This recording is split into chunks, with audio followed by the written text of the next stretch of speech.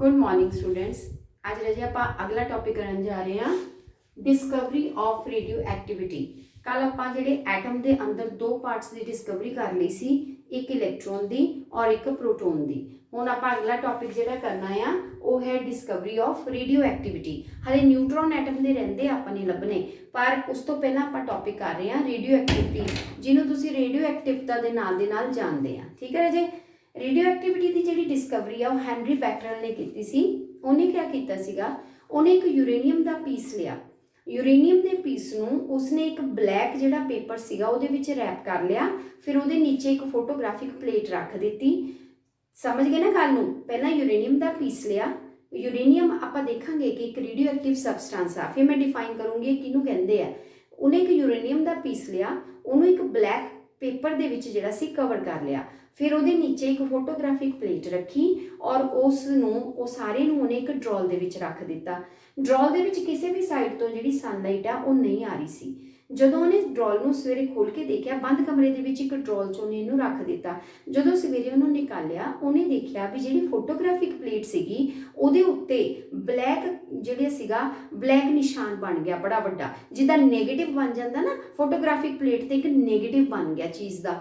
फिर उन्हें photographic plate को डिवेलप किया, जिद्दां आपां फोटो डिवेलप करते हैं। उन्हें देखा कि वो फोटो किहदी सीगी, यूरेनियम साल्ट की पूरी पिक्चर आ गई। इहदा मतलब ये होया, इत्थों ये पता लगा कि आपां सारी लाइट सारे पासों बंद करती सी, कमरा बंद करता, सनलाइट है नहीं सी, ड्रॉल बंद कर दिता। इहदा मतलब कोई ना कोई लाइट रेज आईयां आ जिन्हां ने फोटोग्राफिक प्लेट ते इफैक्ट पाया। हुण फोटोग्राफिक प्लेट जिहड़ी आ लाइट तो बगैर उहदे उत्ते पिक्चर नहीं बन सकदी। इहदा मतलब कुछ ना कुछ रेज आईयां। वो रेज कित्थों आईयां? वो रेज यूरेनियम दे विचों आईयां। सो ऐदां दे तत्त जिहड़े कंटीन्यूअसली अपने विचों किरनां छोड़दे आ, रेज नूं एमिट करदे आ, निकालदे आ, उन्हां नूं असीं की बोलदे आ रेडियो एक्टिव सबसटेंस, और इस प्रोसैस नूं की बोलदे आ रेडियो एक्टिविटी। सो यूरेनियम एक रेडियो इस तरह फिर यूरेनियम की खोज तो बाद बहुत सारे अपन रेडियो एक्टिव एलीमेंट्स नज़र आए जिहड़े अपने विचों रेज निकालते हैं। इस प्रोसैस के अंडर फिर स्टडी हुई। फिर ये देखा गया भी रेडियो एक्टिविटी देखने के लिए कि वो रेज जिहड़ियां निकलदियां वो रेज किस तरह दियां होंदियां, उन्हां दी नेचर किस तरह दी है, वो किस तरह बिहेव करदियां है। तो यूरेनियम भी साडा एलीमेंट है, उहदे विच भी एटम हैगे आ। इहदा मतलब वो एटम दे विचों रेज आ रही बाहर, उन्हां दी नेचर किदां दी है। जिद्दां आपां कैथोड रेज एनोड रेज की स्टडी की, ऐसे तरीके आपां रेडियो एक्टिविटी के अंदर यूरेनियम के विचों निकलण वाली रेज की भी स्टडी जिहड़ी है स्टार्ट हो गई। इस स्टडी को समझण लई क्या किया, एक लैड के ब्लॉक के विच आपां यूरेनियम का की लै लिया, पीस लै लिया। यूरेनियम के पीस के विचों असीं की देखा कि रेज जिहड़ियां सी निकलनियां शुरू हो गई। आपां एक लैड की जिहड़ी है शीट लगा ली, ताकि ये एक होल रख लिया ताकि जी डायरैक्ट रे हैगी आ एक सिंगल रे की फॉर्म के जी कंसनट्रेट होकर साडे कोल आ सके, उन्होंने स्टडी किया जा सके। ये होल के लंघ के रे आ गई है अपने को लैड का एक आपने बक्सा ले लिया जिन्होंने लैड ब्लॉक कहते हैं, और आसी पीस में कादा ले लिया रजे यूरेनियम का जिहड़ा अपने किरणा जिहड़ा एमिट कर रहा है। फिर असी की किया, असी ये देखा रेज के उत्ते आपां स्टडी करने के लिए इफैक्ट लगा के देखिए। आपां इलैक्ट्रिक फील्ड का इफैक्ट लगाया। इलैक्ट्रिक इफैक्ट लगाने लिए जिद्दां आपां अगे भी दो प्लेट्स लगाने, आपां ने वो दो प्लेट्स लगातियां, इलैक्ट्रोड्स फिट करतियां, इलैक्ट्रिसिटी की जिहड़ी प्रोडक्शन दी जिहदे नाल इहदे आले दुआले एक बिजली खेतर पैदा हो गया। सो आ इलैक्ट्रोड पॉजिटिव ते आ किहड़ी सीगी नेगेटिव सीगी। हुण जदों आपां देखिया कि जदों इत्थों लंघण लगी रे जिहड़ी आ रही सी बाहर, वो रे स्पलिट कर गई। स्पलिट मतलब तीन हिस्सों च जानी शुरू हो गई। पिछे असी की लगाया, फोटोग्राफिक प्लेट लगाई ताकि उहदे उत्ते निशान बन जाएंगे, जिथे जिथे रे टकराऊगी उदा दा रे रजे आपां नूं नज़र नहीं आती, इनविजिबल होंदियां रेज, ये दिखनियां नहीं हैगियां जांदियां। पर जिहड़ा फोटोग्राफिक प्लेट है ना तो निशान बन जाता, उतों ही सानूं पता लगता कि रेज आईयां। जिद्दां हैनरी बैकरल ने देखा ना, उहदी फोटोग्राफिक प्लेट ते पूरे यूरेनियम की शक्ल ही बन गई। इहदा मतलब यूरेनियम दे विचों रेज सारे पासों आ रही सीगियां। सो वो रेज की स्टडी आपां कर रहे हैं। आपां देखिया कि तीन हिस्सों के विच सानूं वड्डियां नज़र आईयां। एक रेज सीगियां जिहड़ियां नेगेटिव प्लेट होने करके अपना रस्ता बदल गईयां और नेगेटिव प्लेट वाल मुड़नियां शुरू हो गईयां। एक जिहड़ियां सीगियां वो पॉजिटिव प्लेट वाल डाइवर्ट हो गईयां, मुड़ गईयां जदों इलैक्ट्रिक फील्ड उन्हां दे दुआले लगाए ना, इत्थों लंघियां। तीसरियां जिहड़ियां सी उन्हां नूं कोई फर्क नहीं पिया, वो सीधियां ही चला गईयां और वो सीधियां जिहड़ियां जाके प्लेट नाल टकराईयां। ਇਹਨਾਂ ਤਿੰਨਾਂ ਤੋਂ ਸਾਨੂੰ ਕੀ ਪਤਾ ਲੱਗਾ, ਇਹਨਾਂ ਤੋਂ ਇਹ ਪਤਾ ਲੱਗਾ ਵੀ ਜਿਹੜੀਆਂ ਤਾਂ ਨੈਗੇਟਿਵ ਪਲੇਟ ਵੱਲ ਗਈਆਂ ਰਾਜੇ ਉਹਨਾਂ ਕੋਲ ਕਿਹੜਾ ਚਾਰਜ ਹੋਏਗਾ, ਪੋਜ਼ਿਟਿਵ। ਕੱਲ ਵੀ ਮੈਂ ਦੱਸਿਆ ਸੀ ਕਿ ਪੋਜ਼ਿਟਿਵ ਨੈਗੇਟਿਵ ਚਾਰਜ ਅਟਰੈਕਟ ਕਰਦੇ ਆ, ਸੇਮ ਚਾਰਜ ਕੀ ਆ ਰਿਪੈਲ ਕਰਦੇ ਆ। ਇਸੇ ਤਰ੍ਹਾਂ ਜਿਹੜੀ ਆਪਣੀਆਂ ਪੋਜ਼ਿਟਿਵ ਵੱਲ ਮੁੜ ਗਈਆਂ ਉਹ ਰੇਜ਼ ਆਪਾਂ ਕੋਲ ਕਿਹੜੀਆਂ ਹੋਣਗੀਆਂ, ਨੈਗੇਟਿਵ ਚਾਰਜ ਵਾਲੀਆਂ ਹੋਣਗੀਆਂ। ਔਰ ਜਿਹੜੀਆਂ ਰੇਜ਼ ਜਿਹੜੀਆਂ ਹੈਗੀਆਂ ਨਾ ਉੱਪਰ ਗਈਆਂ ਨਾ ਨੀਚੇ ਬਿਲਕੁਲ ਸਿੱਧੀਆਂ ਰਹਿ ਗਈਆਂ, ਇਹਦਾ ਮਤਲਬ ਉਹ ਰੇਜ਼ ਨਿਊਟਰਲ ਹੋਣਗੀਆਂ, ਇਹਨਾਂ ਦੇ ਕੋਲ ਕੋਈ ਵੀ ਚਾਰਜ ਨਹੀਂ ਹੋਏਗਾ। ਸੋ ਇਹ ਤਿੰਨ ਚੀਜ਼ਾਂ ਆਪਾਂ ਨੂੰ ਡਿਸਕਵਰ ਹੋ ਗਈਆਂ। ਇਹੀ ਆਪਾਂ ਕੱਲ ਦੇ ਕਹਿ ਰਹੇ ਹਾਂ ਕਿ ਐਟਮ ਦੇ ਵਿੱਚੋਂ ਸਾਡੇ ਕੋਲ ਤਿੰਨ ਤਰ੍ਹਾਂ ਦੇ ਪਾਰਟੀਕਲਸ ਹੁੰਦੇ ਆ, ਪ੍ਰੋਟੋਨ ਹੁੰਦੇ ਆ, ਇਲੈਕਟ੍ਰੋਨ ਹੁੰਦੇ ਆ, ਨਿਊਟਰੋਨ ਹੁੰਦੇ ਆ। ਇੱਥੋਂ ਵੀ ਸਾਨੂੰ ਰਿਜ਼ੈਂਬਲੈਂਸ ਨਜ਼ਰ ਆਈ ਕਿ ਯੂਰੇਨੀਅਮ 'ਚੋਂ ਵੀ ਇਹੀ ਚੀਜ਼ਾਂ ਨਿਕਲੀਆਂ। ਆ ਸਾਡੇ ਕੋਲ ਇੱਕ ਤਰ੍ਹਾਂ ਦੀ ਪੋਜ਼ਿਟਿਵ ਪਾਰਟ ਆ ਗਿਆ, ਆ ਸਾਡੇ ਨੈਗੇਟਿਵ ਪਾਰਟ ਆ ਗਿਆ, ਆ ਸਾਡਾ ਨਿਊਟਰਲ ਹੋ ਗਿਆ ਜਿਹਨੂੰ ਅਸੀਂ ਨਿਊਟਰੋਨ ਦਾ ਨਾਂ ਦੇ ਦਾਂਗੇ। ਸੋ ਇਹ ਤਿੰਨ ਰੇਜ਼ ਦੀਆਂ ਆਈਆਂ। ਫਿਰ ਅਸੀਂ ਇਹ ਫਾਈਂਡ ਆਊਟ ਕੀਤਾ ਕਿ ਜਿਹੜੀਆਂ ਅਲਫਾ ਰੇਜ਼ ਆ ਰਹੀਆਂ ਉਹਨਾਂ 'ਚ ਕਿਹੜੇ ਪਾਰਟੀਕਲਸ ਹੈਗੇ ਆ। ਉਹਦੇ ਵਿੱਚ ਅਸੀਂ ਦੇਖਿਆ ਕਿ ਹੀਲੀਅਮ ਪਾਰਟੀਕਲ ਮੌਜੂਦ ਸੀ ਜਿਹਦੇ ਉੱਤੇ +2 ਚਾਰਜ ਸੀਗਾ। ਹੀਲੀਅਮ ਦੇ ਜਿਹੜੇ ਹੈਗੇ ਨਾ ਪਰਮਾਣੂ ਸੀਗੇ ਉਹਨਾਂ ਨੂੰ ਅਸੀਂ ਅਲਫਾ ਰੇਜ਼ ਦਾ ਨਾਂ ਦਿੱਤਾ। ਔਰ ਇਹਨਾਂ ਦਾ ਵਜ਼ਨ ਜਿਹੜਾ ਸੀਗਾ, ਚਾਰਜ ਇਹਨਾਂ ਕੋਲ +2 ਸੀਗਾ, ਮਾਸ ਇਹਨਾਂ ਕੋਲ 4 ਐਟੋਮਿਕ ਮਾਸ ਯੂਨਿਟ ਦੇ ਬਰਾਬਰ ਸੀਗਾ। ਇਹਨੂੰ ਅਸੀਂ ਨਾਂ ਦਿੱਤਾ ਅਲਫਾ ਪਾਰਟੀਕਲਸ ਦਾ। ਫਿਰ ਜਿਹੜੀਆਂ ਸਾਨੂੰ ਬੀਟਾ ਰੇਜ਼ ਨਜ਼ਰ ਆਈਆਂ ਉਹ ਬਿਲਕੁਲ ਕੈਥੋਡ ਰੇਜ਼ ਦੀ ਤਰ੍ਹਾਂ ਹੀ ਬਿਹੇਵ ਕਰ ਰਹੀਆਂ ਸੀ ਔਰ ਇਹਨਾਂ ਨੂੰ ਅਸੀਂ ਨਾਂ ਦੇ ਦਿੱਤਾ ਇਲੈਕਟ੍ਰੋਨਸ ਦਾ। ਠੀਕ ਹੈ, ਆ ਇੱਕ ਤਰ੍ਹਾਂ ਦੇ ਪ੍ਰੋਟੋਨਸ ਹੋ ਗਏ, ਆ ਇਲੈਕਟ੍ਰੋਨਸ ਹੋ ਗਏ। ਜਿਹੜੀਆਂ ਨਿਊਟਰਲ ਰੇਜ਼ ਸੀਗੀਆਂ ਉਹਨਾਂ ਨੂੰ ਅਸੀਂ ਨਾਂ ਦਿੱਤਾ ਬਾਅਦ ਦੇ ਵਿੱਚ ਜਾ ਕੇ ਨਿਊਟਰੋਨਸ ਦਾ, ਕਿ ਇਹਨਾਂ ਤੇ ਕੋਈ ਵੀ ਚਾਰਜ ਨਹੀਂ ਹੈਗਾ। ਇਸ ਵਜ੍ਹਾ ਦੇ ਨਾਲ ਕੋਈ ਵੀ ਪਲੇਟ ਵੱਲ ਇਹ ਡਾਇਵਰਟ ਜਾਂ ਮੁੜੀਆਂ ਨਹੀਂ ਹੈਗੀਆਂ। ਸੋ ਇਹ ਆ ਗਈਆਂ ਆਪਣੇ ਕੋਲ alpha, beta and gamma rays ਦੀਆਂ ਗੁਣ ਆ ਗਏ ਆ, ਪ੍ਰੋਪਰਟੀਜ਼ ਆ ਗਈਆਂ ਕਿ ਕਿਸ ਟਾਈਪ ਦੀਆਂ ਰੇਜ਼ ਹੁੰਦੀਆਂ। ਸੋ ਰੇਡੀਓ ਐਕਟੀਵਿਟੀ ਤੋਂ ਬਾਅਦ ਆਪਣੇ ਕੋਲ ਫਿਰ ਇੱਕ ਇਹ ਚੀਜ਼ ਕਲੀਅਰ ਹੋ ਗਈ ਕਿ ਐਟਮ ਦੇ ਵਿੱਚ ਜਿਹੜੇ ਆ ਤਿੰਨ ਤਰ੍ਹਾਂ ਦੇ ਚਾਰਜ ਜਿਹੜੇ ਆ ਉਹ ਮੌਜੂਦ ਹੈਗੇ ਆ। ਠੀਕ ਹੈ, ਹੁਣ ਰੇਡੀਓ ਐਕਟੀਵਿਟੀ ਤੋਂ ਬਾਅਦ ਰਾਜੇ ਆਪਾਂ ਜਿਹੜਾ ਕਰਨ ਜਾ ਰਹੇ ਹਾਂ ਉਹ ਅਸੀਂ ਕਰਨ ਜਾ ਰਹੇ ਹਾਂ ਕਿ ਐਟਮ ਦਾ ਜਿਹੜਾ ਹੈਗਾ ਮਾਡਲ ਹੈ ਉਹਦੀ ਸਟੱਡੀ ਆਪਾਂ ਦੇਖਣੀ ਹੈ। ਸੋ ਐਟਮ ਦੇ ਵਿੱਚ ਹੁਣ ਸਾਨੂੰ ਚੀਜ਼ਾਂ ਤਾਂ ਪਤਾ ਚੱਲ ਗਈਆਂ ਕਿ ਪ੍ਰੋਟੋਨ, ਪੋਜ਼ਿਟਿਵ, ਨੈਗੇਟਿਵ, ਨਿਊਟਰਲ ਤਿੰਨ ਚੀਜ਼ਾਂ ਹੈਗੀਆਂ ਆ। ਆਖਿਰਕਾਰ ਇਹ ਤਿੰਨ ਚੀਜ਼ਾਂ ਕਿੱਦਾਂ ਅਰੇਂਜ ਹੋਈਆਂ ਜਾਂ ਕਿੱਥੇ ਹੋਣਗੀਆਂ, ਕਿਉਂਕਿ ਪਹਿਲਾਂ ਨਹੀਂ ਸਾਨੂੰ ਪਤਾ ਸੀ, ਹੁਣ ਸਾਨੂੰ ਪਤਾ ਹੈ ਕਿ ਇਹ ਚੀਜ਼ਾਂ ਕਿੱਥੇ ਹੈਗੀਆਂ। ਸੋ ਉਹਦੇ ਵਾਸਤੇ ਸਭ ਤੋਂ ਪਹਿਲਾਂ ਐਟਮ ਦਾ ਮਾਡਲ ਜਿਹੜਾ ਦਿੱਤਾ ਉਹ ਥੌਮਸਨ ਨੇ ਦਿੱਤਾ। Thomson model of atom very important model, ਕਿਉਂਕਿ ਇਹ ਪਹਿਲਾ ਮਾਡਲ ਸੀ ਜਿਹਨੇ ਐਟਮ ਦੇ ਵਿੱਚ ਇਹਨਾਂ ਨੂੰ ਅਰੇਂਜ ਕਰਨ ਦੀ ਕੋਸ਼ਿਸ਼ ਕੀਤੀ। ਇਹਨੇ ਦੱਸਿਆ ਕਿ ਐਟਮ ਗੋਲ ਹੁੰਦਾ ਔਰ ਇਹਦਾ ਸਾਈਜ਼ ਜਿਹੜਾ ਹੈਗਾ ਬਿਲਕੁਲ ਸਹੀ ਦੱਸਿਆ, ਜੋ ਇਹਦਾ ਰੇਡੀਅਸ ਦੱਸਿਆ। ਸੋ ਹੁਣ ਆਪਾਂ ਨੇ ਜਦੋਂ ਇਹ ਡਿਸਕਵਰੀ ਕਰ ਲਈ ਕਿ ਐਟਮ ਦੇ ਅੰਦਰ ਕੀ ਚੀਜ਼ ਹੈਗੀ ਹੈ ਤਾਂ ਉਹਦਾ ਅਰੇਂਜਮੈਂਟ ਜਿਹੜਾ ਕਰਨਾ ਸੀਗਾ ਕਿ ਇਹ ਚੀਜ਼ਾਂ ਜਿਹੜੀਆਂ ਕਿੱਥੇ ਐਟਮ 'ਚ ਹੋਣਗੀਆਂ। ਸੋ ਸਭ ਤੋਂ ਪਹਿਲਾਂ ਜਿਹੜਾ ਸੀ ਥੌਮਸਨ ਨੇ ਮਾਡਲ ਜਿਹੜਾ ਸੀ ਆਪਣਾ ਦਿੱਤਾ। ਥੌਮਸਨ ਦਾ ਮਾਡਲ ਆਇਆ, ਇੰਪੋਰਟੈਂਟ ਮਾਡਲ ਆ, ਜਿਹਨੇ ਆਪਾਂ ਨੂੰ ਇਹ ਦੱਸਿਆ ਕਿ positive charge, negative charge atom 'ਚ ਹੈਗਾ ਤਾਂ ਸਾਰਾ ਕੁਝ ਹੈ ਉਹ ਕਿੱਥੇ ਹੋਏਗਾ। ਇਹਨੇ ਆਪਣਾ ਮਾਡਲ ਜਿਹੜਾ ਦਿੱਤਾ ਉਹਨੇ ਇਸ ਤਰ੍ਹਾਂ ਦਿੱਤਾ ਕਿ ਐਟਮ ਜਿਹੜਾ ਹੋਏਗਾ, ਐਟਮ ਗੋਲ ਹੋਏਗਾ ਔਰ ਉਹਦਾ ਜਿਹੜਾ ਸਾਈਜ਼ ਉਹਨੇ ਦੱਸਿਆ 10⁻⁻10 ਮੀਟਰ, ਲਗਭਗ ਇੰਨੇ ਸਾਈਜ਼ ਦਾ ਰੇਡੀਅਸ ਦਾ ਹੀ ਐਟਮ ਹੁੰਦਾ ਔਰ ਐਟਮ ਗੋਲ ਹੋਏਗਾ। ਔਰ ਇਹਦੇ ਵਿੱਚ ਇਹਨੇ ਕਿਹਾ ਕਿ ਜਿਹੜਾ ਪੋਜ਼ਿਟਿਵ ਚਾਰਜ ਹੈ ਇਟ ਵਿਲ ਬੀ ਯੂਨੀਫਾਰਮਲੀ ਡਿਸਟ੍ਰੀਬਿਊਟਡ। ਯੂਨੀਫਾਰਮਲੀ ਡਿਸਟ੍ਰੀਬਿਊਟਡ ਦਾ ਮਤਲਬ ਆ ਕਿ ਪੋਜ਼ਿਟਿਵ ਚਾਰਜ ਜਿਹੜਾ ਐਟਮ 'ਚ ਪੂਰਾ ਖਿਲਰਿਆ ਹੋਇਆ, ਇੱਕ ਸਮਾਨ, ਇਹ ਨਹੀਂ ਵੀ ਕਿਤੇ ਜ਼ਿਆਦਾ ਕਿਤੇ ਘੱਟ, ਯੂਨੀਫਾਰਮਲੀ ਡਿਸਟ੍ਰੀਬਿਊਟ ਹੋਇਆ। ਔਰ ਜਿਹੜਾ ਨੈਗੇਟਿਵ ਚਾਰਜ ਆ ਉਹ ਕਿਤੇ ਸਾਨੂੰ ਧਸਿਆ ਹੋਇਆ ਨਜ਼ਰ ਆਉਂਦਾ, ਵਿੱਚ ਵੜਿਆ ਹੋਇਆ ਪੋਜ਼ਿਟਿਵ ਚਾਰਜ ਦੇ, ਜਿਹਨੂੰ ਅਸੀਂ ਇਲੈਕਟ੍ਰੋਨਸ ਦਾ ਨਾਂ ਦੇ ਰਹੇ ਹਾਂ। ਸੋ ਇਹ ਮਾਡਲ ਉਹਨੇ ਦੱਸਿਆ, ਪਰ ਸਾਨੂੰ ਵੀ ਪਤਾ ਹੈ ਕਿ ਐਟਮ ਦੇ ਵਿੱਚ ਇਸ ਤਰ੍ਹਾਂ ਤਾਂ ਹੁੰਦਾ ਹੀ ਨਹੀਂਗਾ ਕਿ ਪੋਜ਼ਿਟਿਵ ਚਾਰਜ ਖਿਲ ਰਿਹਾ ਹੋਵੇ। ਪਰ ਉਹਨੇ ਜੋ ਦੱਸਿਆ ਉਹਨੇ ਇਹ ਦੱਸਿਆ ਕਿ ਇਸ ਤਰ੍ਹਾਂ ਦਾ ਮਾਡਲ ਬਣੇਗਾ ਔਰ ਜਿੰਨਾ ਪੋਜ਼ਿਟਿਵ ਆ ਨੈਗੇਟਿਵ ਉਹਨੂੰ ਬੈਲੈਂਸ ਕਰੇਗਾ। ਉਹਨੇ ਆਪਣੇ ਮਾਡਲ ਨੂੰ ਜਿਹੜਾ ਸੀ ਰਿਲੇਟ ਕੀਤਾ, ਸਮਝਾਉਣ ਲਈ ਦੱਸਿਆ ਵੀ ਇੱਕ ਕੇਕ ਦੀ ਐਗਜ਼ਾਮਪਲ ਲੈ ਲਓ। ਜਿੱਦਾਂ ਕੇਕ ਹੁੰਦਾ ਨਾ, ਕੇਕ ਦੇ ਉੱਤੇ ਫਿਰ ਆਪਾਂ ਜਿਹੜੀਆਂ ਬਾਕੀ ਚੀਜ਼ਾਂ ਲਗਾਉਂਦੇ ਹਾਂ, ਜਿਹੜਾ ਕੇਕ ਹੋਏਗਾ ਉਹ ਸਾਰਾ ਆਪਾਂ ਯੂਨੀਫਾਰਮ ਹੋ ਜਾਊਗਾ ਨਾ, ਉਹ ਸਾਰਾ ਪੋਜ਼ਿਟਿਵ ਚਾਰਜ ਹੋ ਜਾਏਗਾ। ਜਿਹੜਾ ਵਿੱਚ ਆਪਾਂ ਡਰਾਈ ਫਰੂਟਸ ਆ ਜਾਂ ਕੁਝ ਵੀ ਆਪਾਂ ਲਗਾ ਦਿੰਦੇ ਹਾਂ ਕੇਕ ਦੇ ਉੱਤੇ, ਚੀਜ਼ਾਂ ਲੱਗੀਆਂ ਹੁੰਦੀਆਂ, ਉਹ ਕੀ ਬਣ ਜੂਗੀਆਂ, ਨੈਗੇਟਿਵ ਚਾਰਜ ਦੀਆਂ ਬਿਹੇਵ ਕਰਦੀਆਂ। ਜਾਂ ਇਹਨੂੰ ਆਪਾਂ ਮਿਲਾ ਸਕਦੇ ਹਾਂ ਖੀਰ ਦੇ ਨਾਲ, ਹੈ ਨਾ। ਖੀਰ ਜਿਹੜੀ ਇਕਸਾਰ ਹੁੰਦੀ ਹੈ, ਫਿਰ ਆਪਾਂ ਉਹਦੇ ਵਿੱਚ ਜਿਹੜੀ ਹੈਗੀ ਆ ਸੋਗੀ ਆ ਜਾਂ ਬਦਾਮ ਆ ਜਾਂ ਕੋਈ ਵੀ ਗਿਰੀ ਵਗੈਰਾ ਪਾਉਂਦੇ ਆ, ਉਹ ਕੀ ਬਣ ਜਾਂਦੇ ਆ, ਨੈਗੇਟਿਵ ਚਾਰਜ। ਖੀਰ ਸਾਰੀ ਕੀ ਹੋ ਗਈ, ਪੋਜ਼ਿਟਿਵ ਚਾਰਜ। ਸੋ ਯੂਨੀਫਾਰਮਲੀ ਹੋ ਗਈ ਡਿਸਟ੍ਰੀਬਿਊਟ।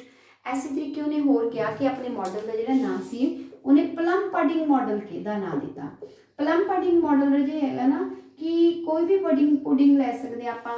ਹੁਣ ਉਹਨੇ ਇਹਨੂੰ ਮੈਲਨ ਦੀ ਤਰ੍ਹਾਂ ਵੀ ਦੱਸਿਆ ਹੈ ਨਾ। ਵਾਟਰਮੈਲਨ ਜਿਹੜਾ ਹੈਗਾ ਉਹਦੀ ਐਗਜ਼ਾਮਪਲ ਤੁਸੀਂ ਲੈ ਸਕਦੇ ਹਾਂ। ਜੋ ਆਪਾਂ ਉਹਨੂੰ ਕੱਟਦੇ ਹਾਂ ਉਹਦੇ ਜਿਹੜਾ ਰੈੱਡ ਵਾਲਾ ਸਾਰਾ ਪੋਰਸ਼ਨ ਹੈ ਇਹ ਸਾਰਾ ਪੋਜ਼ਿਟਿਵ ਚਾਰਜ ਬਣ ਜਾਂਦਾ। ਜਿਹੜੇ ਫਿਰ ਉਹਦੇ ਵਿੱਚ ਬਲੈਕ ਬੀਜ ਨਜ਼ਰ ਆਉਂਦੇ ਆ ਉਹ ਕੀ ਬਣ ਜਾਂਦਾ, ਨੈਗੇਟਿਵ ਚਾਰਜ ਬਣ ਜਾਂਦਾ। ਸੋ ਇਹਨੂੰ ਕਿਸੇ ਪੁਡਿੰਗ ਦੇ ਨਾਲ ਮਿਲਾ ਕੇ ਦੇਖ ਸਕਦੇ ਆ, ਖੀਰ ਹੋ ਗਈ, ਦਲੀਆ ਹੈ, ਕੁਝ ਵੀ ਆ ਉੱਦਾਂ ਸਮਝ ਸਕਦੇ ਆ ਕਿ ਪੋਜ਼ਿਟਿਵ ਚਾਰਜ ਆ। ਉਹਦੇ ਵਿੱਚ ਜੋ ਵੀ ਚੀਜ਼ ਸਮਾਨ ਅਸੀਂ ਪਾਵਾਂਗੇ ਉਹ ਨੈਗੇਟਿਵ ਚਾਰਜ ਬਣ ਜਾਏਗਾ। ਸੋ ਇਸ ਤਰ੍ਹਾਂ ਉਹਨੇ ਆਪਣਾ ਮਾਡਲ ਦਿੱਤਾ ਔਰ ਇਹ ਮਾਡਲ ਜਿਹੜਾ ਸੀਗਾ ਫਿਰ ਇਹ ਨਹੀਂ ਸਹੀ ਸੀਗਾ ਹੈ ਨਾ। ਇਹਦੇ ਦੀਆਂ ਕਮੀਆਂ ਨੂੰ ਦੂਰ ਕਰਨ ਲਈ ਸਾਡੇ ਕੋਲ ਬਹੁਤ ਇੰਪੋਰਟੈਂਟ ਮਾਡਲ ਜਿਹੜਾ ਸੀਗਾ ਰਦਰਫੋਰਡ ਦਾ ਮਾਡਲ ਆਇਆ। ਹੁਣ ਇਹ ਮਾਡਲ ਆਉਂਦੇ ਜਾਣਗੇ ਜਿਹੜੇ ਐਟਮ ਨੂੰ ਜਿਹੜਾ ਹੈ, ਐਟਮ ਦੇ ਵਿੱਚ ਜਿਹੜੀਆਂ ਚੀਜ਼ਾਂ ਆ, ਪ੍ਰੋਟੋਨਸ ਆ, ਇਲੈਕਟ੍ਰੋਨਸ ਆ, ਨਿਊਟਰੋਨਸ ਆ, ਉਹ ਕਿੱਥੇ ਕਿੱਥੇ ਹੈਗੇ ਉਹਨੂੰ ਦੱਸਣ ਲਈ ਮਾਡਲ ਆ ਰਹੇ ਆ।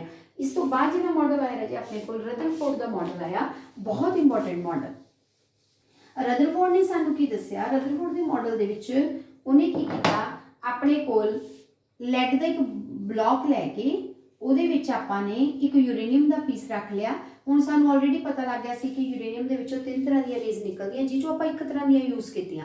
ਨਿਕਲਦੀਆਂ 3 ਤਰ੍ਹਾਂ ਦੀਆਂ, ਪੋਜ਼ਿਟਿਵ ਵੀ ਨਿਕਲਦੀਆਂ, ਨੈਗੇਟਿਵ ਵੀ ਨਿਕਲਦੀਆਂ, ਨਿਊਟਰਲ ਵੀ ਨਿਕਲਦੀਆਂ। ਉਹ ਅੱਜ ਆਪਾਂ ਦੇਖਿਆ, ਪਰ ਆਪਾਂ ਕਿਹੜੀਆਂ ਯੂਜ਼ ਕੀਤੀਆਂ, ਪੋਜ਼ਿਟਿਵ ਵਾਲੀਆਂ, ਜਿਨ੍ਹਾਂ ਨੂੰ ਕੀ ਕਹਿੰਦੇ ਆ, ਐਲਫਾ ਪਾਰਟੀਕਲਸ ਕਹਿੰਦੇ ਆ। ਸੋ ਉਹ ਰੇਜ਼ ਜੀ ਉਹਨੇ ਲਈਆਂ ਸਿਰਫ, ਔਰ ਉਹ ਰੇਜ਼ ਨੂੰ ਉਹਨੇ ਕੀ ਕੀਤਾ, ਆਪਣੇ ਕੋਲ ਇੱਕ ਗੋਲਡ ਦੀ ਫੋਇਲ ਲਈ ਉਹਦੇ ਉੱਤੇ ਟਕਰਾਈਆਂ।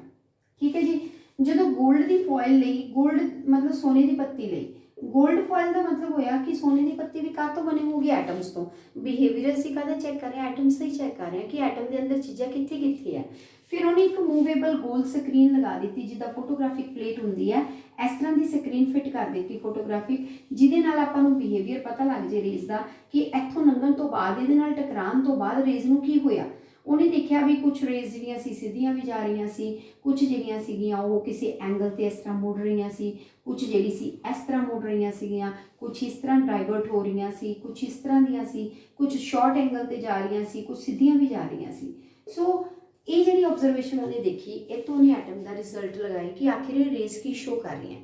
ਇਹ ਪਲੇਟ ਦੇ ਉੱਤੇ ਨਿਸ਼ਾਨ ਬਣ ਗਏ, ਜਿਹਦੀ ਮਦਦ ਦੇ ਨਾਲ ਉਹਨੇ ਇਹਨਾਂ ਨੂੰ ਆਬਜ਼ਰਵ ਕਰ ਲਿਆ, ਡਿਵੈਲਪ ਕਰ ਲਿਆ। ਹੁਣ ਇਹਨੂੰ ਸਮਝਣ ਦੇ ਲਈ ਆਪਾਂ ਡਾਇਗਰਾਮ ਜਿਹੜੀ ਸਿੰਪਲ ਵੇ ਨਾਲ ਬਣਾ ਸਕਦੇ ਹਾਂ। ਇਹਦੇ ਨਾਲੋਂ ਜ਼ਿਆਦਾ ਕਲੈਰਿਟੀ ਦੇ ਨਾਲ ਆਪਾਂ ਗੋਲਡ ਫੋਇਲ ਦਾ ਇੱਕੋ ਹੀ ਐਟਮ ਬਣਾਉਂਦੇ ਹਾਂ, ਸਾਰੇ ਬਣਾਵਾਂਗੇ। ਮੰਨ ਲਓ ਆਹ ਸਾਡੇ ਗੋਲਡ ਫੋਇਲ ਦੇ ਵਿੱਚ ਇਸ ਤਰ੍ਹਾਂ ਦੇ ਐਟਮਸ ਪਏ ਹੋਏ ਆ, ਮੈਂ ਸਿਰਫ ਇੱਕੋ ਹੀ ਡਰਾ ਕਰ ਰਹੀ ਹਾਂ। ਠੀਕ ਹੈ। ਉਹਨੇ ਦੇਖਿਆ ਵੀ ਇੱਧਰੋਂ ਅਲਫਾ ਪਾਰਟੀਕਲਸ ਆ ਰਹੇ ਆ ਰਾਜੇ, ਜਿਹੜੇ ਆਪਾਂ ਲੰਘਾਏ ਆ ਉਹ ਕਿਹੜੇ ਸੀਗੇ, ਜਿਹੜੇ ਆਪਾਂ ਯੂਜ਼ ਕਰ ਰਹੇ ਆ ਉਹ ਕਿਹੜੇ ਨੇ, ਅਲਫਾ ਪਾਰਟੀਕਲਸ ਆ, ਔਰ ਇਹਨਾਂ ਤੇ ਕਿਹੜਾ ਚਾਰਜ ਆ ਰਾਜੇ, ਪੋਜ਼ਿਟਿਵ ਚਾਰਜ। ਉਹਨੇ ਦੇਖਿਆ ਕਿ ਬਹੁਤ ਸਾਰੀਆਂ ਰੇਜ਼ ਬਿਨਾਂ ਕਿਸੇ ਰੁਕਾਵਟ ਦੇ ਐਟਮ ਚੋਂ ਐਨ ਫਟਾਫਟ ਲੰਘ ਜਾਂਦੀਆਂ। 90% ਰੇਜ਼ ਇੱਦਾਂ ਦੀਆਂ ਸੀ ਜਿਹੜੀਆਂ ਬੜੀ ਆਸਾਨੀ ਦੇ ਨਾਲ ਐਟਮ ਚੋਂ ਲੰਘ ਗਈਆਂ, ਕੋਈ ਰੁਕਾਵਟ ਨਹੀਂ ਆਈ। ਫਿਰ ਨਾਲ ਉਹਨੇ ਰਿਜ਼ਲਟ ਵੀ ਦੱਸੇ ਕਿ ਆਖਿਰਕਾਰ ਇਹ ਰੇਜ਼ ਦਾ ਕੀ ਮਤਲਬ ਹੋਇਆ। ਇਹ ਰੇਜ਼ ਦਾ ਮਤਲਬ ਰਾਜੇ ਇਹ ਹੋਇਆ ਕਿ ਸਾਡੇ ਐਟਮ ਦੇ ਵਿੱਚ ਬਹੁਤ ਜਗ੍ਹਾ ਖਾਲੀ ਹੈ, ਐਮਟੀ ਸਪੇਸ ਆ, ਖਾਲੀ ਜਗ੍ਹਾ ਦੇ ਉੱਤੇ ਕੋਈ ਰੇਜ਼ ਨੂੰ ਪ੍ਰੋਬਲਮ ਨਹੀਂ ਆ ਰਹੀ। ਫਿਰ ਉਹਨੇ ਦੇਖਿਆ ਕੁਝ ਰੇਜ਼ ਆਈਆਂ ਜਿਹੜੀਆਂ ਇੱਥੇ ਤੱਕ ਪਹੁੰਚੀਆਂ ਸੀਗੀਆਂ, ਇੱਥੇ ਤੱਕ ਪਹੁੰਚਣ ਤੋਂ ਬਾਅਦ ਉਹ ਐਂਗਲਸ 'ਤੇ ਮੁੜਨੀਆਂ ਸ਼ੁਰੂ ਹੋਈਆਂ। ਫੋਰ ਐਗਜ਼ਾਮਪਲ ਇੱਥੇ ਕੋਈ ਆਈ, ਇੱਧਰ ਮੁੜ ਗਈ। ਆਖਿਰ ਇਹ ਕਿਉਂ ਹੋਇਆ? ਇਹਦਾ ਮਤਲਬ ਇੱਥੇ ਡਿਫਲੈਕਟ ਹੋਈਆਂ, ਇਹਨਾਂ ਨੂੰ ਧੱਕਾ ਲੱਗਾ, ਇਹਨਾਂ ਨੂੰ ਰਿਪਲਸ਼ਨ ਫੀਲ ਹੋਈ। ਕਿਹੜੀ ਜਗ੍ਹਾ ਤੋਂ ਫੀਲ ਹੋਈ? ਇਹਦਾ ਮਤਲਬ ਸੈਂਟਰ ਦੇ ਵਿੱਚ ਕੀ ਹੈ, ਕਿਤੇ ਨਾ ਕਿਤੇ ਆਪਾਂ ਨੂੰ ਕੋਈ ਚਾਰਜ ਪਿਆ ਹੋਇਆ ਜਿੱਥੋਂ ਇਹ ਰਿਪਲਸ਼ਨ ਸਟਾਰਟ ਹੋ ਗਈ ਹੈ। ਹੁਣ ਜਿਹੜੀਆਂ ਇਹ ਰੇਜ਼ ਹੈ ਇਹਨਾਂ ਕੋਲ ਕਿਹੜਾ ਰਾਜੇ ਚਾਰਜ ਹੈ, ਪੋਜ਼ਿਟਿਵ। ਇਹਦਾ ਮਤਲਬ ਸੈਂਟਰ ਦੇ ਵਿੱਚ ਵੀ ਉਹਨੇ ਡਿਸਕਵਰ ਕੀਤਾ ਵੀ ਕਿਹੜਾ ਚਾਰਜ ਹੋਏਗਾ, ਪੋਜ਼ਿਟਿਵ ਹੋਏਗਾ। ਜਦੋਂ ਪੋਜ਼ਿਟਿਵ ਦੇ ਕੋਲ ਆਊਗਾ ਉਹਨੂੰ ਧੱਕਾ ਲੱਗੂਗਾ, ਇਸੇ ਲਈ ਰੇਜ਼ ਡਿਫਲੈਕਟ ਹੋਣੀਆਂ ਸ਼ੁਰੂ ਹੋ ਗਈਆਂ, ਪੋਜ਼ਿਟਿਵ ਦੇ ਨੇੜੇ ਆ ਰਹੀਆਂ। ਫਿਰ ਉਹਨੇ ਦੇਖਿਆ ਵੀ ਇੱਦਾਂ ਦੀਆਂ ਰੇਜ਼ ਜਿਹੜੀਆਂ ਸੀ ਬਹੁਤ ਘੱਟ ਸੀ, ਉੱਦਾਂ ਕੁਝ ਜਿਹੜੀਆਂ ਸੀ ਲਾਰਜ ਐਂਗਲਸ 'ਤੇ ਵੀ ਡਿਫਲੈਕਟ ਹੋ ਰਹੀਆਂ ਸੀ, ਬੜਾ ਜ਼ਿਆਦਾ ਐਂਗਲ ਮੂਵ ਹੋ ਰਿਹਾ ਸੀ ਇੱਧਰ ਨੂੰ। ਕੁਝ ਜਿਹੜੀ ਸੀ 180 ਦੇ ਤੇ ਆਈ, 180 ਤੇ ਵਾਪਸ ਵੀ ਚਲੀ ਗਈ। ਸੋ ਇਹ ਆਬਜ਼ਰਵੇਸ਼ਨ ਉਹਨੇ 3 ਤਰ੍ਹਾਂ ਦੀਆਂ ਦੇਖੀਆਂ। ਇੱਕ ਤਰ੍ਹਾਂ ਜੇ ਉਹ ਦੇਖੀਆਂ ਜਿਹੜੀਆਂ ਗਿਣਤੀ 'ਚ ਬਹੁਤ ਜ਼ਿਆਦਾ ਸੀ, ਉਹ ਰੇਜ਼ ਸੀਗੀਆਂ ਜਿਹੜੀਆਂ ਬਿਨਾਂ ਰੁਕਾਵਟ ਦੇ ਲੰਘ ਗਈਆਂ। ਇੱਕ ਉਹਨੇ ਦੂਜੇ ਨੰਬਰ 'ਤੇ ਥੋੜ੍ਹੀਆਂ ਜਿਹੀਆਂ ਉਹ ਦੇਖੀਆਂ, ਫਿਊ ਕਹਿ ਸਕਦੇ ਹਾਂ ਤੁਸੀਂ, ਕੁਝ ਕੁ ਸੀਗੀਆਂ ਜਿਹੜੀਆਂ ਸਮੌਲ ਐਂਗਲ 'ਤੇ ਡਿਫਲੈਕਟ ਹੋਈਆਂ। ਫਿਰ ਉਹਨੇ ਦੇਖਿਆ ਕੁਝ ਇੱਦਾਂ ਦੀਆਂ ਸੀ ਜਿਹੜੀਆਂ ਲਾਰਜ ਐਂਗਲ 'ਤੇ 90 ਤੋਂ ਅਬਵ ਵੀ ਡਿਫਲੈਕਟ ਹੋ ਗਈਆਂ। ਆਖਿਰ ਇਹਨਾਂ ਦੀ ਡਿਫਲੈਕਸ਼ਨ ਦਾ ਕੀ ਕਾਰਨ ਸੀ, ਇਹਦਾ ਕੀ ਰਿਜ਼ਲਟ ਆਇਆ? ਇਹਦੇ ਰਿਜ਼ਲਟ ਉਹਨੇ ਫਿਰ ਕੱਢੇ। ਪਹਿਲਾ ਪੁਆਇੰਟ ਉਹਨੇ ਦੱਸਿਆ ਕਿ ਸਾਡੇ ਐਟਮ ਦੇ ਵਿੱਚ ਬਹੁਤ ਜ਼ਿਆਦਾ ਸਪੇਸ ਕੀ ਹੈ ਰਾਜੇ, ਖਾਲੀ ਹੈ। ਸੋ ਜਦੋਂ ਵੀ ਐਟਮ ਡਰਾ ਕਰਨਾ ਆਪਾਂ ਉਹਦੇ ਵਿੱਚ ਐਮਪਟੀ ਸਪੇਸ ਜਿਹੜੀ ਉਹ ਜ਼ਿਆਦਾ ਰੱਖਾਂਗੇ। ਅਸਲ ਦੇ ਵਿੱਚ ਐਟਮ ਇੱਦਾਂ ਦਾ ਹੁੰਦਾ। फिर दूजी गल उन्हें कई भी जिहड़ियां स्मॉल डिफ्लैक्शनस हो रही, ਇਹਦਾ मतलब सेंटर ਦੇ ਵਿੱਚ ਕਿਤੇ ਨਾ ਕਿਤੇ ਆਪਣੇ ਕੋਲ ਜ਼ਰੂਰ ਕੀ ਮੌਜੂਦ ਹੈ, ਪੋਜ਼ਿਟਿਵ ਚਾਰਜ ਮੌਜੂਦ ਹੈ, ਕਿਉਂਕਿ ਡਿਫਲੈਕਸ਼ਨ ਦੀ ਗਿਣਤੀ ਘੱਟ ਹੋਈ ਆ। ਇਹਦਾ मतलब ਪੋਜ਼ਿਟਿਵ ਚਾਰਜ ਜ਼ਿਆਦਾ ਜਗ੍ਹਾ 'ਚ ਨਹੀਂ ਫੈਲਿਆ ਹੋਇਆ, ਸਿਰਫ ਕੁਝ ਪੁਆਇੰਟ ਵਾਂਗੂ ਹੀ ਪਿਆ ਹੋਇਆ, ਜਾਂ ਇਹ ਕਹਿ ਲਓ ਕਿ ਇਹ ਐਟਮ ਦੇ ਹਿਸਾਬ ਤੇ ਬਹੁਤ ਥੋੜੀ ਜਗ੍ਹਾ ਤੇ ਪਿਆ ਆ, ਔਰ ਇਹਨੂੰ ਉਸਨੇ ਨਾਮ ਦਿੱਤਾ ਨਿਊਕਲੀਅਸ। ਸੋ ਨਿਊਕਲੀਅਸ ਦੇ ਵਿੱਚ ਕਿਹੜਾ ਚਾਰਜ ਸ਼ੋ ਹੋ ਗਿਆ ਆਪਣੇ ਕੋਲ, ਪੋਜ਼ਿਟਿਵ ਚਾਰਜ। ठीक है जी। फिर उन्हें तीसरा आंसर दिता कि लार्ज डिफ्लैक्शन क्यों हुई। लार्ज डिफ्लैक्शन इस करके हुई कि पॉजिटिव ज़्यादा पॉजिटिव के नेड़े आना शुरू हो गया, क्योंकि जिहड़ियां रेज आ रही पॉजिटिव लैके आ रही, अंदर भी क्या पॉजिटिव, जिन्ना पॉजिटिव के नेड़े होंदा जा रहा डिफ्लैक्शन ज़्यादा हो रही है, लार्ज हो रही है। इस वजह के नाल धक्का जिहड़ा लार्ज लग रहा है। फिर उन्हें देखा भी 180 ते एक दो रेज इदा दी 180 डिग्री ते आई, 100 उदा ही टकरा के उस रस्ते ते वापस चल गई। वो इसलिए चल गई कि उन्होंने डायरैक्ट जी टाकरा रजे कि होया न्यूक्लियस के नाल। सो जिहड़ियां रेज डायरैक्ट न्यूक्लियस के नाल बिल्कुल जुड़ जांदियां, आके टक्कर मारदियां, वो उस रस्ते ते की हो जांदियां, बाउंसिंग बैक वापस चलिया जांदियां। और जिहड़ियां दे नेड़े दियां लंघणगियां, जिन्नी ज़्यादा नेड़े लंघणगियां उन्नी डिफ्लैक्शन की होएगी ज़्यादा, जिन्नियां दूर होणगियां फिर डिफ्लैक्शन घट जाती है, और फिर जो परे चलिया जांदियां तो सीधियां लग जांदियां, कोई रुकावट नहीं आती। सो ये तिन्ने चीज़ां ने, तीन तरह की ऑब्जरवेशन रुदरफोर्ड ने जिहड़ियां सी डिस्कवर कीतियां, और तिन्हां दा रिजल्ट ये निकलिया कि असल च एटम का स्ट्रक्चर ये है कि एटम दे विच ज़्यादा जगह की है रजे खाली है, और न्यूक्लियस का साइज एटम के साइज के हिसाब से बहुत की है रजे थोड़ा है। सो इन्हां गल्लां दे आधार पर फिर रुदरफोर्ड ने अपना मॉडल तैयार किया एटम का, और इन्हें दस्सिया कि इलैक्ट्रॉन्स जिहड़े हैगे आ वो न्यूक्लियस के आले दुआले की करते हैं रजे, चक्कर लगाते, खड़े नहीं होंगे। उन्हें अपना एक मॉडल बनाया। इस ये है ना, एक एक्सपैरीमेंट किया सीगा, उहदे विच ऑब्जरवेशनस देखिया, रिजल्ट निकाले, उस तो बाद उन्हें अपने मॉडल के पॉइंट्स दिते। हुण उन्हें मॉडल के अपने मेन फीचर्स यही पेश किए कि सब तो पहला तो यही याद रखो कि एटम के ज़्यादा स्पेस एम्प्टी होंदी है, और न्यूक्लियस का साइज जिहड़ा है एटम के हिसाब से बहुत छोटा हुंदा, उहदा वॉल्यूम बहुत थोड़ा बनाना। कई बार आप ना पेपर के विच भी उहदा भी बनाउण लगे नहीं, एडा वड्डा न्यूक्लियस बना देईदा तो गलत हो जाता। न्यूक्लियस का साइज एटम के साइज के हिसाब से बहुत छोटा हुंदा। फिर उन्हें यह भी दसिया भी सारा पॉजिटिव चार्ज एटम का एक छोटी जी जगह पर ही है जिन्होंने असीं बोलते हैं, क्योंकि होर जगह पर तो डिफ्लैक्शन ही नहीं हुई। इसका मतलब पॉजिटिव जगह चार्ज होर किते नहीं है, सेंटर च है, और बहुत थोड़ी जगह के उत्ते है, और वो काहदे करके है। हुण सानूं ये भी क्लीयर है कि पॉजिटिव चार्ज किहदे कोल हुंदा रहे, प्रोटॉन्स कोल। इसका मतलब न्यूक्लियस दे विच एक चीज़ की है, प्रोटॉन है। फिर उन्हें मास देखिया कढ़ के भी जिहड़ा इत्थों वजन आ रहा एटम का वो ज़्यादा आ रहा सी, वजन चाहिए सी इकल्ले प्रोटोन के हिसाब से, पर वजन डबल आ रहा सी। फिर इत्थों ये भी उन्हें दस दिता कि हौली हौली डिस्कवरी होएगी कि प्रोटोन्स के नाल कुछ पार्टिकल्स, न्यूट्रल पार्टिकल्स मौजूद होणगे जिन्हां दे उत्ते चार्ज कोई नहीं हुंदा, पर मास दे विच योगदान पाते हैं। इसलिए टोटल मास जिहड़ा है एटम का प्रोटोन की गिनती तो या प्रोटोन के मास तो ज़्यादा आएगा। क्लीयर। फिर होर उन्हें दसिया कि इलैक्ट्रॉन्स जिहड़े वो अपने कोल न्यूक्लियस के दुआले चक्कर लगाएंगे, और इलैक्ट्रॉन्स जिहड़े वो स्टेशनरी नहीं होंगे, खड़े नहीं होंगे, मोशन के विच होंगे आ, और ये कंटीन्यूसली जिहड़े अपनी मूवमेंट करते हैं।